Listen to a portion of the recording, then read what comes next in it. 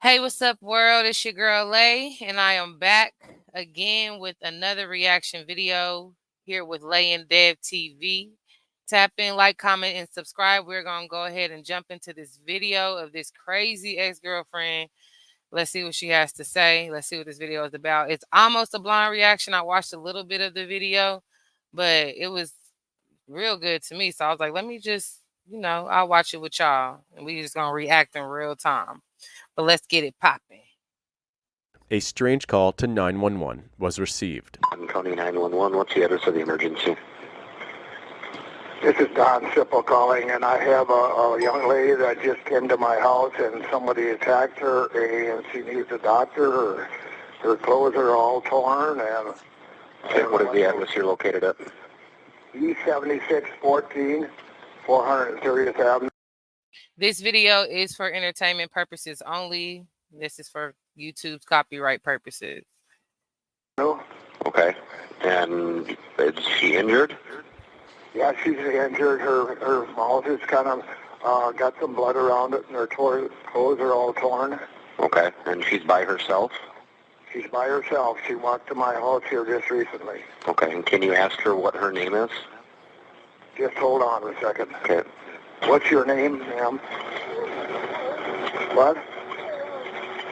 You don't know? She's in kind of bad shape. She just says she don't know. Okay. Let me put you on hold. Do not hang up. I'm going to start some help, okay? Sure. The voices that you are hearing in this phone call belong to an elderly farmer named Don Sipple and a 20-year-old woman named Ezra McCandless. As alluded to during the call, Dawn had just discovered a distraught Ezra covered in mud, blood, and bruises strolling onto his farm property, which is positioned almost directly between Menominee and Eau Claire, Wisconsin. After receiving the call, officers were promptly dispatched to Dawn's address. When they arrived, they encountered the same distraught young lady, but she did seem to be slightly improving. When officers asked her what exactly happened, Ezra told them that all she could currently remember was that an ex-boyfriend named Alex had attacked her. Moments later, she was at Dawn's farm. Right there. Right there. They should have knew something was up. You can't remember your own name, but you can remember that Alex, your ex-boyfriend, attacked you. Right there. Right there. Where are all you hurt from right now? Everywhere? Ezra was then transported to the local hospital. On her way, she repeatedly requested that officers contact a man named Jason Mengel for her. She stated that this was another ex-boyfriend who she would like by Red flag number 2. Hold on. her side during this whole ordeal. So she want another. So one ex-boyfriend then whooped your ass, then beat your mother mad. You can't even remember your name, but you remember him. He didn't beat you so bad you can't remember your name, but you remember him. You remember he did it. And now you want the police to call another ex-boyfriend that's not him to come be with you. Like, girl, you should be traumatized by ex-boyfriends at this point. But you steady asking for ex-boyfriends. It's already. Let's get back into the video. While some officers waited alongside Ezra, other officers were dispatched to search the area surrounding Dawn's farm for any sign of Alex. They also tried to phone Alex, check his residence, and contact his parents. Alex was nowhere in sight. Because of this, officers decided to question Ezra even more while she was at the hospital. At first, she was too emotional to answer any questions, but she eventually regained her composure. I don't know.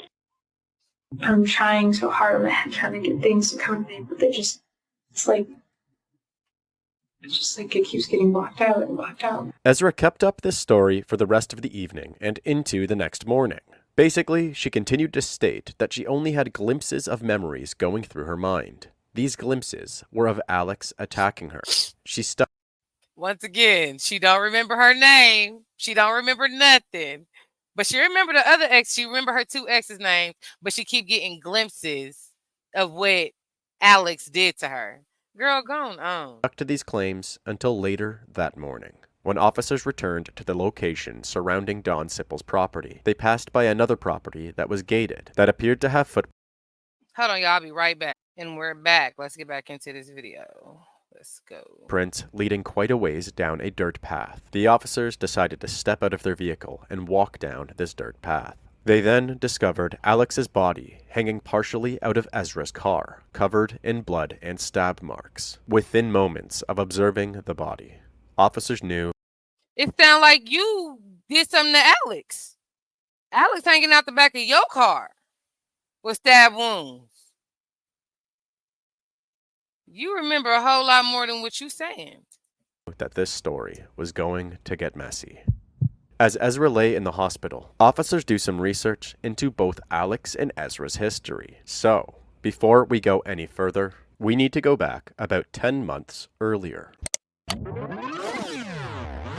Ezra McCandless met a man named Jason Mangle at the beginning of 2017. He was 13 years older and served as a medic on the military reserve. Despite the age gap, the two hit it off as they were both what they considered free souls, and they were both also very spontaneous. They moved in together after dating for just over a month. They then became nearly inseparable, doing everything together, other than when they had personal responsibilities or work. They had one specific location, which they frequented on a regular basis. This location was the two's favorite little coffee shop, Racy's Coffee Shop, located in downtown Eau Claire. It was during the 8 months following Ezra's move into Jason's apartment that the two became regulars of this coffee shop. During this time, they met a young man at a bar named Alex Woodworth. Coincidentally, Alex worked at the coffee shop and lived only a couple blocks away from it. He was known to be very chatty, nerdy, and very into philosophy. He was also a frequent churchgoer.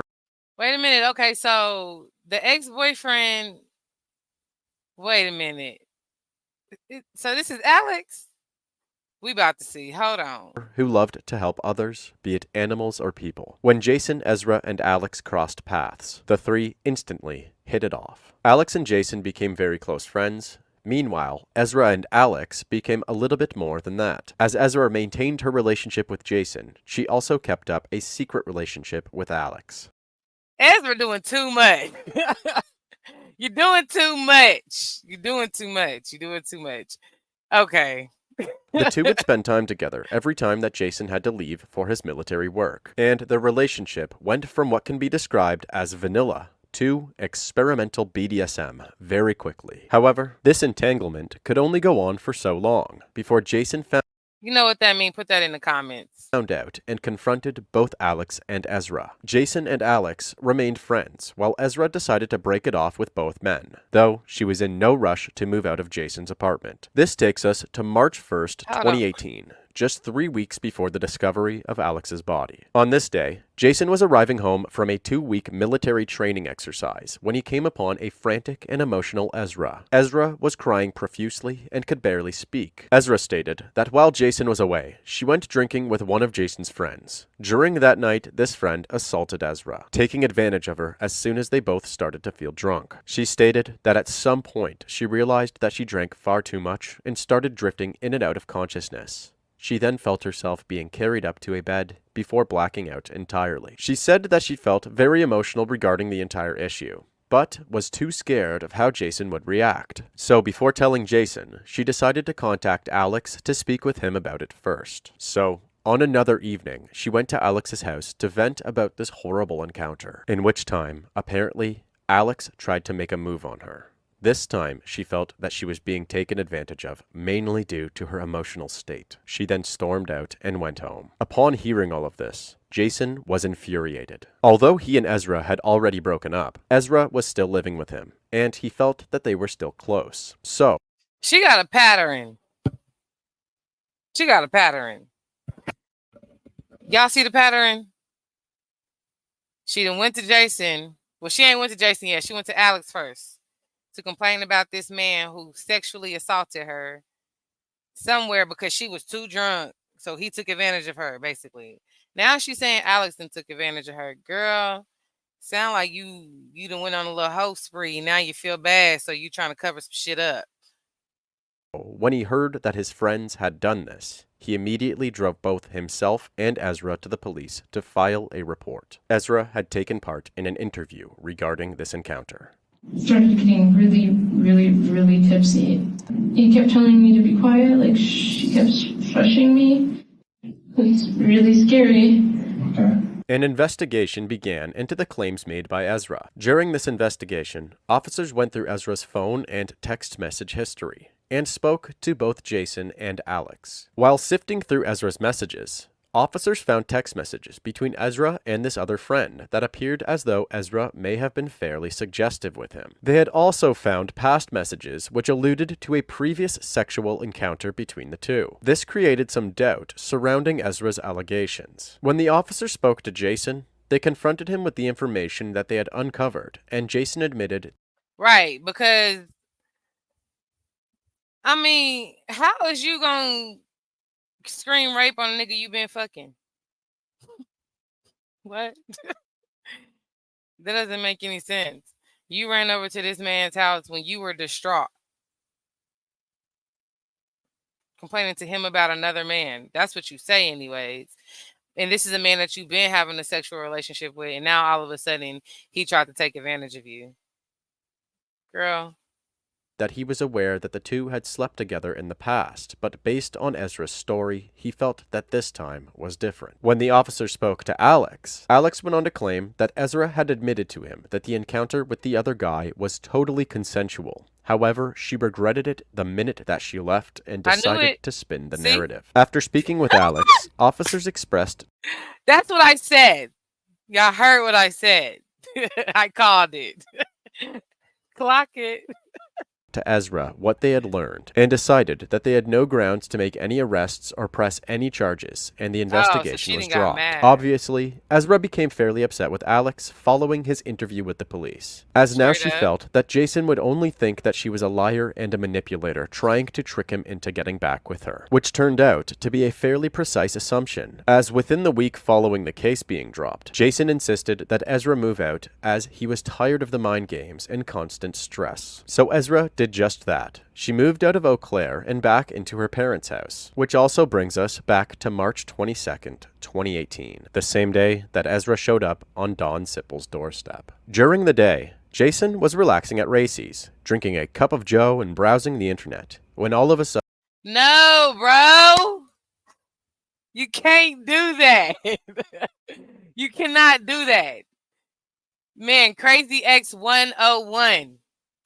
You have to change your whole little move, like the way you move. You got to change all that up. That was y'all favorite spot. This spot right here, that was y'all favorite spot. You and her used to go to that spot all the time together. You can't go there no more once you know somebody crazy and you trying to get rid of them.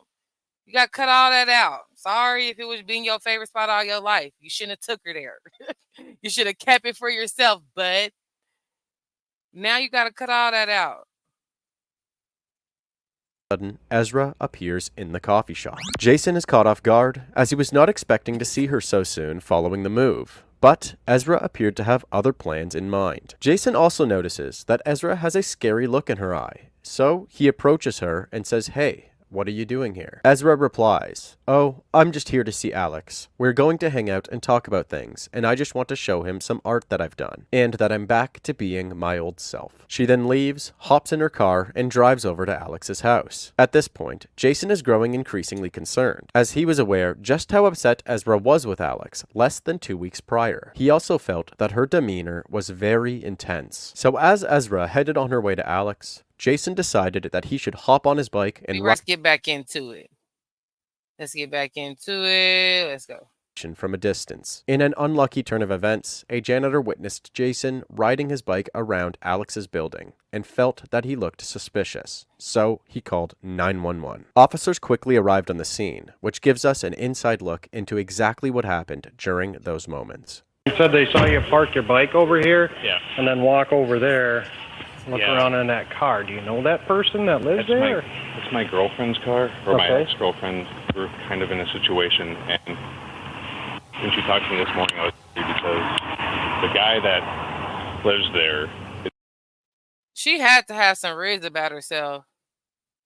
It's a little bit. She had to. These niggas knew about each other. They knew about each other. And they sitting up calling this girl their girlfriend. This how they addressing her. She had to have some riz about herself, or maybe it's the YT community. I don't know. Shit, that shit ain't happening over here. She's involved in an assault case that she's with, or She's the victim of? she's the victim of an assault that happened, and when she went to him for consolement, I was gone on military orders. Okay. She went to him Oh, okay. That's not Alex. That's the other one. to talk to him about stuff, and then he kind of took advantage of her too, and she wanted to talk to him, I think today, about some stuff, and I was paranoid because she had like fire in her eyes. Okay. So Who's the girlfriend? Ezra McCandless. Okay. I was just worried because, like, Was the door standing open? He has some strong and correct intuitions. He was on it. He knew that woman was crazy. He knew she was about to do something. Over there when you got there on the car? I knocked like 3 times. I didn't hear anything. I didn't hear a scuffle or Okay. anything. So knocked, yelled, opened the door, and I heard her say, "Let him help you. Let him help you." So then I said, "Hey, is everything okay? Is everyone all right now?" I mean, I'm a medic in the military, so like, I was paranoid. I was paranoid that someone was going to do something irrational. Okay. And Wait they're a in the minute. house on the corner here, or? Yeah, which- they're on. I think they're fine though. I mean, I don't Okay. know. I'm just. I just saw the door to the car was standing open too. Was Yeah, that I wanted to open turn her car off. Her car was running, so that's why I was like worried because it was running, and I was like, okay, what's going on? Like, what's going on? Is everything okay? Okay. Do you have any ID with you? Yeah. I don't think he's dangerous, but I don't know. Do you know what He ain't the problem, bro. He is not the problem. his name is? Alex Woodsworth? Okay. Or I think it's Woodsworth or Woodsworth. Hey, ready? Okay. You can go over by your bike.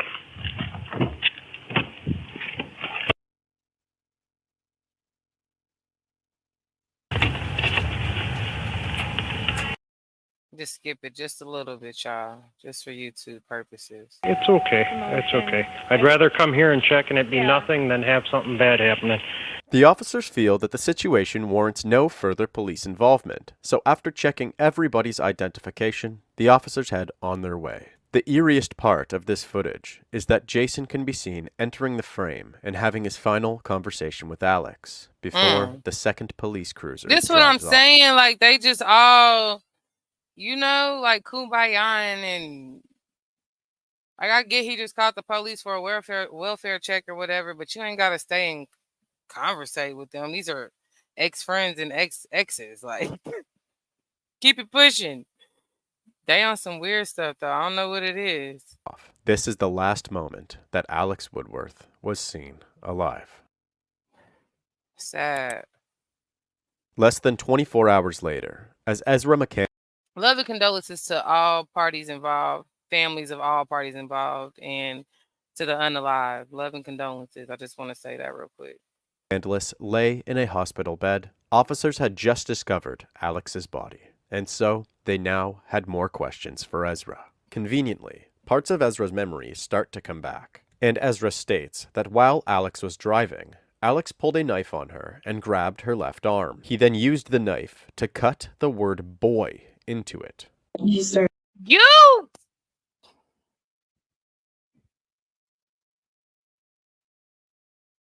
I know I ain't the only one who just clocked that. I know I'm not. You mean to tell me you driving a car, he pull out a knife, and he just start cutting the word boy into your arm. And you just got your arm right there letting him do it. Because it looked like your arm was nice and still getting that shit. I used to do tattoos. I could still pull my gun out and draw some, tat something up right now. Ain't no way. That boy was on there too. Your arm was too steady. Cut it out. Cut it out. She's crazy. Like carving something into my arm. He used to call me like boy a lot and stuff like that. And I was just kind of like, I don't really identify that way anymore. Ezra told the officer that she used to strictly identify as a boy, and when Alex heard that she used to do so, he really latched on to that idea. Sometimes he would even get a bit pushy, asking her to continue doing so. The officers then looked over the wound on Ezra's arm and realized fairly. Now y'all tell me that looked like she was driving when that got done. Come on now. quickly that the story wasn't adding up. She She was holding her arm still. claimed that Alex was sitting in the driver's seat while she was in the front passenger seat. Okay. He then used his right arm to grab her left arm and begin carving. If that was the case, it would only make sense that Ezra's arm was extended while Alex made these cuts. That would result in the word boy being flipped. Officers then confronted Ezra and asked if she made that injury to herself. He didn't do that to you, did he? You carved the boy into your own arm. Is that right? Mm-hmm. Almost as if this confrontation rebooted her memory, Ezra is now full of details regarding what happened. She begins to tell her story, claiming that after the two pulled over in the field, they ended up in the back of the car. While hanging out in the back, Alex made a move on her. When Ezra did not reciprocate, Alex pulled out the knife. He started cutting my pants open and stuff, and I didn't know what to do. And it was really scary. He just kept trying to attack me, and I didn't know what to do. Okay. And it was the scariest thing I've ever experienced in my life. Ezra then stated that she grabbed the knife by its blade with extreme grip, managed to get the knife out of Alex's hand, and then did whatever she had to do to defend herself and get the hell out of there. He kept. She's stupid. She is stupid. You dumb as hell. Because what do you mean you grabbed the knife by the blade and you got it out his hand? Bitch, try it. You tell me how that shit work out. I want you to hold the motherfucking knife in your hand and with your other hand try to snatch that motherfucker out your own hand by the blade. You tell me how that shit work out. I want you to let me know. You sound stupid. Trying to grab me in the back of the car. So I just started to defend myself as fast as I could. You said you had the knife. Where were you cutting him? I just was going anywhere and everywhere I could. Okay. He just kept grabbing me and grabbing me and grabbing me. Ezra was eventually taken to the police station to finish providing her statement, at which time she detailed the entire sequence of events as she remembered them. Her story was starting to get a little bit twisted. Where's the first place you think you stabbed him? I think the first place I stabbed him was in the head. Oh, you, girl, you sick. They need to go and lock you up. They need to throw away that key. That's what needs to happen, because you stabbed this man in his head. Okay. And then you kept going? You didn't think that was enough? Okay, and then walk me through the order you think you stabbed him. I think I stabbed him in the head, and then he just kept grabbing me and grabbing me. Okay. So Y'all tell me who gonna keep grabbing you after you stabbed them up in their head? Who ain't gonna get up off you when you stab them in their head? Girl, overkill. I stabbed him in like this leg by the genital region, and then the stomach and the sides and stuff like that. Oh, you was mad at Alex, honey. You were mad. You was mad. Like, that was a hate crime. You didn't almost cut his genitals off. You in that region, you remembered to say that. Oh, baby, you was mad. You was mad at Alex. And he wasn't trying to do nothing but be a friend. That's what it sounded like to me. He was trying to be there for you. Is it because you feel like he messed up your relationship with that other dude? He didn't cheat on him. You cheated on him. She was mad. And then I remember stabbing in this region inside the chest and neck region, and then... Was that outside the car? That was inside the car. And then I fell, because my shoes fell off, because I was kicking and everything, and he got out of the car. And then he went to grab me again, and I stabbed him, and like... He did not go to grab you again. Like, are you not... You're stupid. You didn't sat home, you went home, you didn't thought of a story, and you came back, and the shit was just the epic fail. You should have just... You gonna come in and talk, you should just came back and told the truth. Because now you sound stupid. You said the first thing you did was stab this man in the head, and he kept grabbing you. Then you continue to say that your next shots were towards the, the legs and the genital region. I don't know who finna keep running after you after some hits like that. Not with no knife. I don't.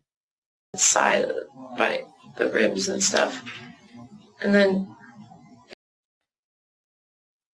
it got really dark, and scary. And I woke up and I peed my pants and everything, and I didn't know what was going on, and he was just laying there, so I started running. Okay. How come you didn't tell me this yesterday when we talked, Ezra? Because she's lying. Because I didn't. It's too scary. I know it's scary, but we needed the truth, right? See, it's better to come and tell us the truth so we know what happened. Because it's just so scary and I can't get it out of my head. You still ain't got the truth. And we're sorry that you went through this. And it just keeps replaying and replaying and replaying, and I wish it would go away. Have you talked to any of the doctors about this? Pretty what sure. happened? No. Okay, well, that's probably going to be a good place to talk. Okay.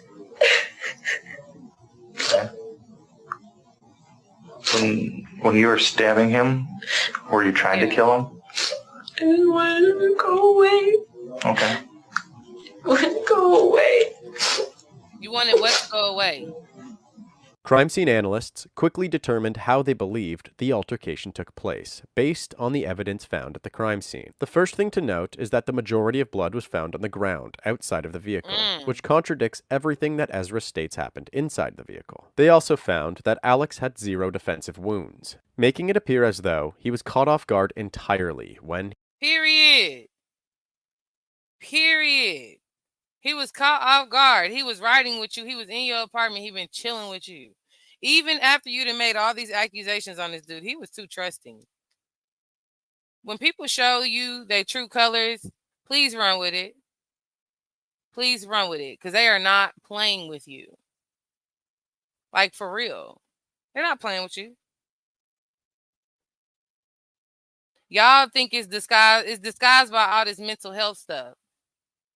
But what it is people really be messed up. And I don't care who get mad about it. People really be fucked up in the brain. This lady done lied on this man. Said that he tried to sexually assault her. She cheated on her boyfriend with him. So off the rip, you ain't got no loyalty to nobody but yourself. And then you still kicking it with her. You still at her apartment and stuff. You still in her car. You still chilling with her. You still doing whatever it is that you doing with her. And it sounds like there's drugs involved. I'm just going to keep it 100.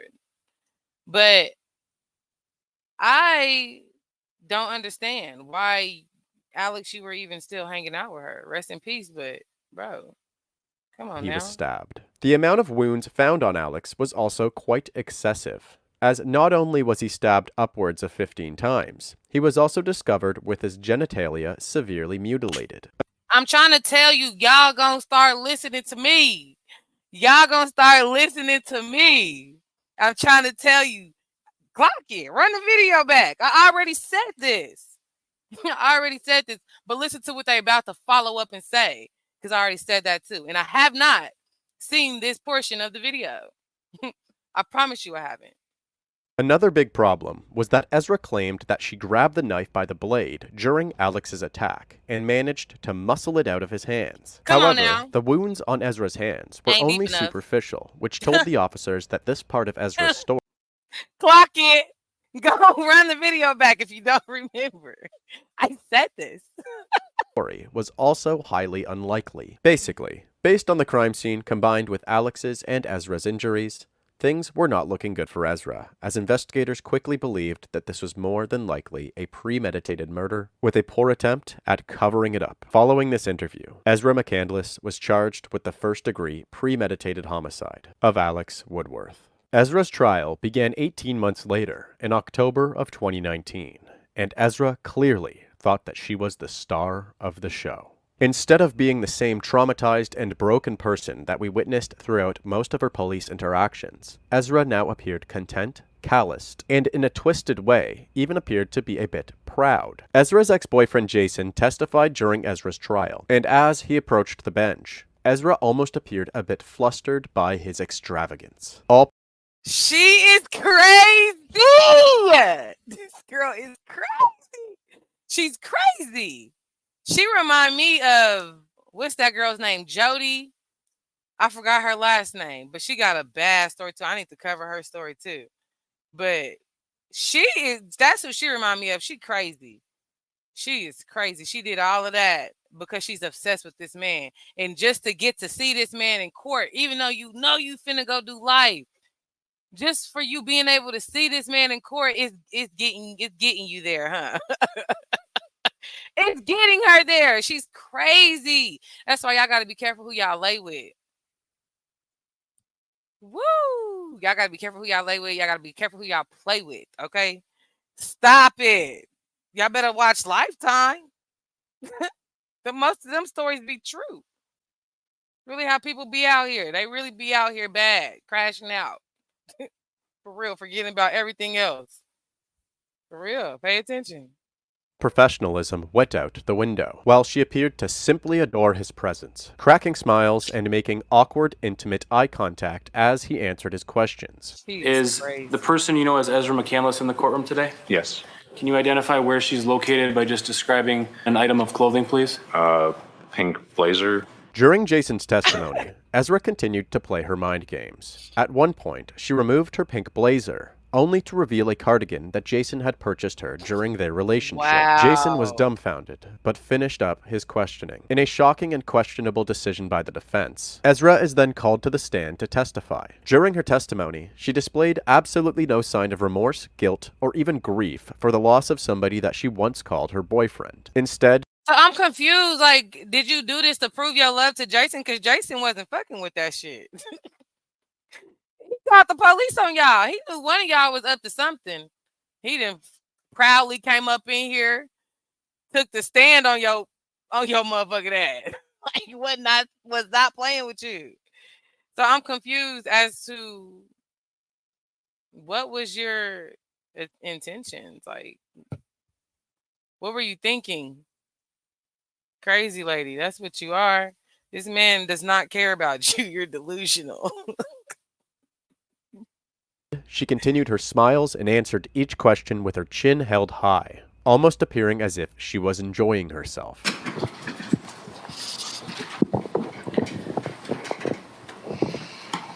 Good morning. Would you state your name and spell it for the record, please? My name is Ezra McCandless. EZRAMCCANDLESS. Yeah, she looked like she smiled in her mugshot for sure. Okay, Ezra, I'm going to ask you to speak really clearly into the microphone because you're soft-spoken. Yes. Okay. So everybody can hear you. All right? All right. I guess the first question I'm going to ask you is, why Ezra McCandless? Why that name? Why Ezra McCandless? Well, I have gone through a lot of changes in my life regarding identity and what really fits me. And I tried on a few names, but I found ultimately that Ezra fit perfectly for who I am. What was your birth name? My birth name was Monica J. And did your name eventually become the last name Carlin? Yes. Okay. So I'm gonna see if it's a Lifetime movie about her. Because if it ain't, it's gonna be real soon. She's crazy. why did you decide why you changed your last name? I changed my last name, not to change my last name because of family's sake, but I changed it because of the name McCandless is from an individual named Christopher McCandless from Into the Wild, he's known for.